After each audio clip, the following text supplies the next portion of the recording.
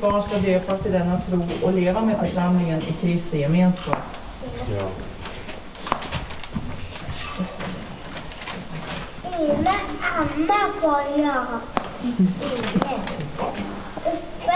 uppe ska jag uppe i träd. Uppe händer lite jag är uppe till våra så. Uppe. Alla ska vara runt och uppe till så. Ja, fint du läste, Beatrice. Ja.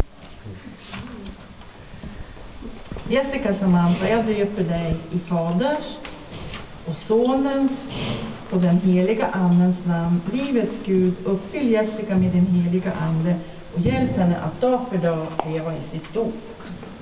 Idag ska jag vara Så.